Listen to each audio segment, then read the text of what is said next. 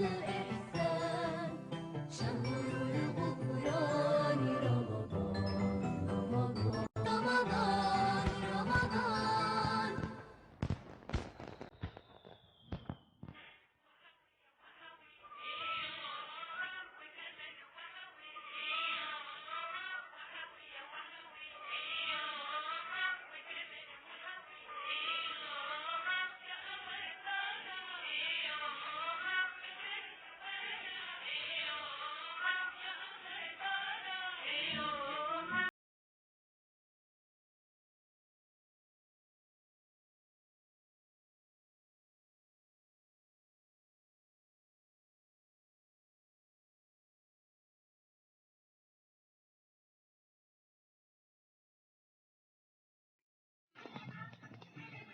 بسم الله الرحمن الرحيم. السلام عليكم ورحمة الله وبركاته.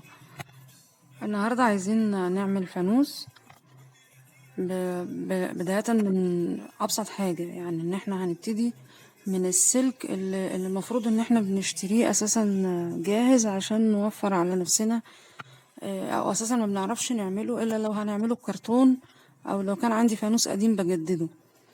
لكن احنا النهاردة هنستخدم السلك بتاع الحبال دوت اللي بيتباع بالكيلو. هو سلك طري ولين معاه في التشكيل، انا جبت كمية ففي فايض عندي منها. هو الكيلو ب20 جنيه، ممكن الفانوس ياخد كيلو او ياخد نص كيلو، يعني انا ما قدرتهاش بصراحة، بس هو ما خدش مني كتير خالص، يعني ممكن كمان ياخد ربع كيلو يعني. بس انتوا هتشوفوا معايا دلوقتي الكمية اللي انا عملت بيها الفانوس بحاجة بسيطة قوي، اللي هما شوية الاسلاك دول. وده ما انتوا شفتوا السلك سهل جدا في انه يتني ويتفرد ويتقطع وكده. تاني حاجة ان احنا هنستخدم الكشاكيل السلك، هناخد السلك بتاعها نستخدمه سلك رباط، او ممكن لو عندنا سلك رباط بتاع المسلح بنستخدمه، بنقطعه اجزاء صغيرة وبنربط بيه كل اجزاء السلك بتاع الفانوس. وبنبتدي نحاول نستخدم خامات من البيت على قد ما نقدر علشان نعمل الفانوس بشكل بسيط وبشكل مش ما يكلفناش كتير يعني، او لو هيكلفنا هنشتري بس السلك اللي هو بتاع الحبل ده. الفانوس بيتباع السلك الجاهز اللي هو، وكمان بتضطر روح ورشة تعمليه وكده، فدي بتبقى يعني صعبة شوية. بنعمل الفانوس بيتباع اصلا كحديد بس، يعني 25 جنيه مثلا. انت ممكن تجيبي ربع كيلو السلك مثلا ب5 جنيه او ب10 جنيه ويكفي معاك. فهنقطع السلك اللي احنا هنربط بيه اجزاء صغيرة زي ما انتم شايفين، ونحتفظ بيها لحين ان احنا هنستخدمها في تجميع اجزاء الفانوس مع بعضها زي ما هنشوف دلوقتي. بداية عايزين نعرف الفانوس اساسا الهيكل بتاعه بيتكون من ايه. هو بيتكون زي ما احنا شايفين كده، الجزء اللي عامل زي ال8 من فوق، والجزئين الجنبين دول، وهنشوف بالظبط المقاسات اللي هنحتاجها كام. طبعا كل جزء في الفانوس بنحتاج له سلك، نربط له سلك معين، يعني نجهز له قطعة سلك معينة.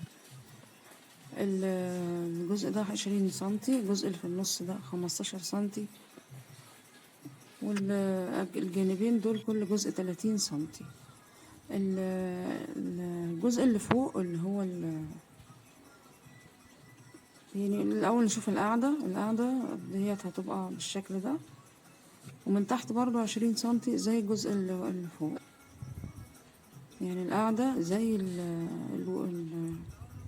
الجزء الأولاني من فوق، اللي هو التوسع الأولاني من فوق، نفس المقاس.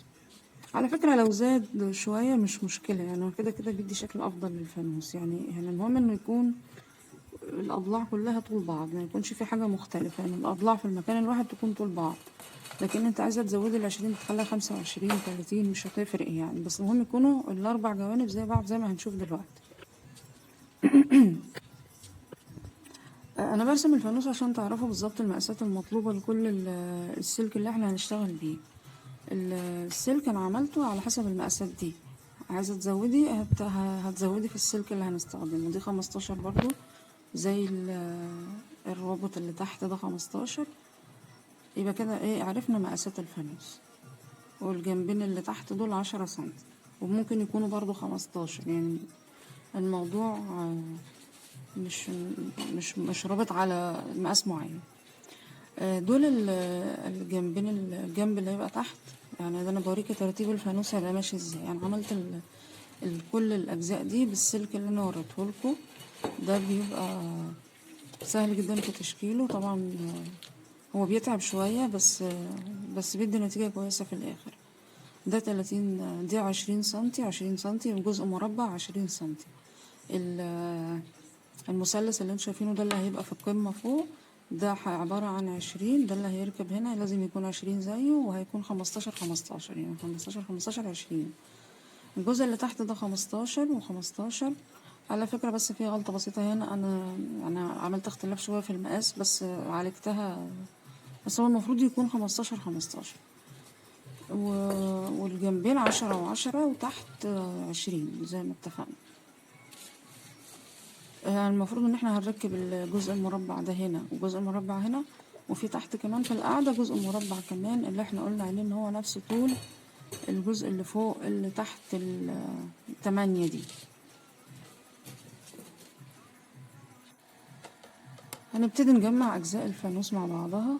ده جزء القاعدة، هنربط كل اتنين مع بعض. هنربط كل اتنين من الساق اي ساق فيهم من ناحية او مقابلة لبعضها مع بعض.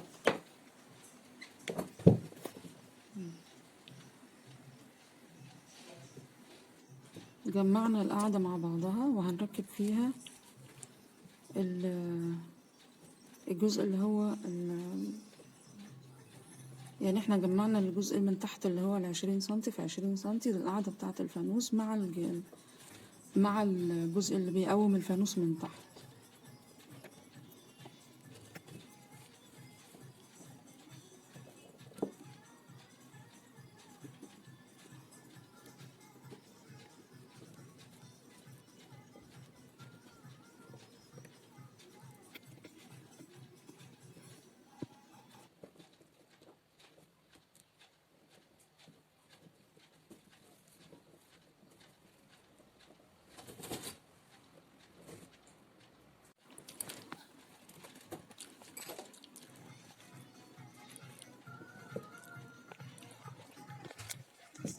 هنبتدي نركب الجناب مع بعضها مع كل جنب مع بعض. طبعا المفروض كل جزء كل حاجة بعملها في الفانوس تبقى 4 ما عدا القاعدة، والجزء اللي فوق بيبقى 20 المربعات. يعني لو في جزء مربع اللي في الفانوس ده مش بيبقى 4، في منه مربعين دول هيكونوا 20 سنتي. المربع اللي في النص اللي هو ماسك القاعدة بالجسم ده 15 سنتي في 15 سنتي. هو مربع واحد بس ما بعملش غيره، لكن في مربعين تانيين الكبار 20 سنتي. طول الضلع يعني 20 سنتي. لكن كل الأجزاء التانية في الفانوس بيبقوا أربعات. يعني المثلث اللي فوق أربعات، الجناب أربعات، القاعدة من تحت أربعات، عشان نبقى عارفين. يعني لأن هما بيتجمعوا مع بعض بيدوني مجسم. أنا بعمل 4 أوجه علشان لما أركبهم مع بعض يدوني المجسم واقف بقى كده قدامي، ما يكونش حاجة يعني مستوية.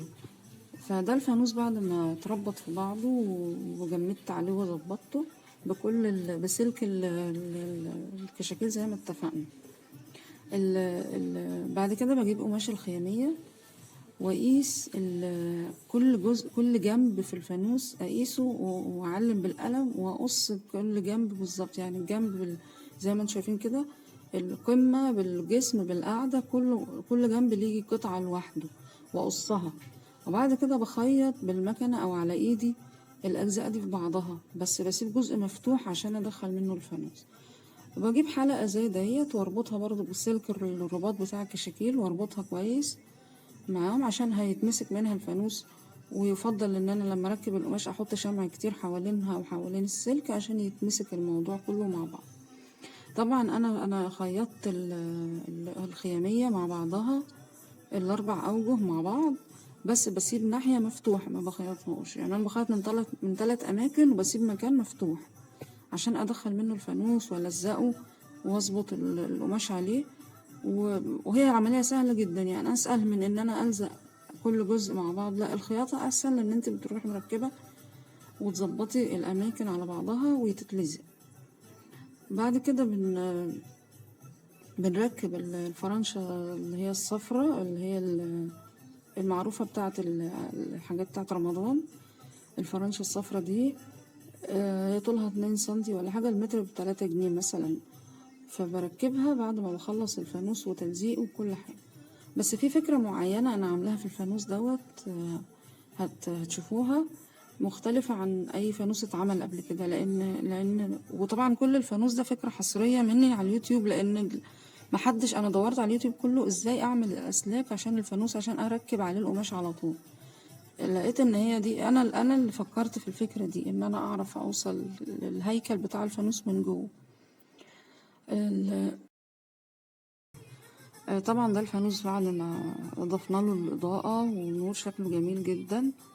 وال اللي انا هوريه لكم دلوقتي، الفكرة اللي انا عايزة اوريها لكم، ان انا في القعدة تحت عاملة زي السكوتش اللي هو بيتعمل، اللي بيتلزق ويتفك ده، مش متخيطة من تحت. من تحت انا حاطة الشريط الاصفر بس، عاملة الجزء ده بيتفك علشان لو هنغير اللمبة بس، او لو حبينا نغير السلك كله بتاع اللمبة جوه اهي، لو عايزة اغيرها ده بيتلزق وبيتفك وكده، الموضوع مش مقفول يعني.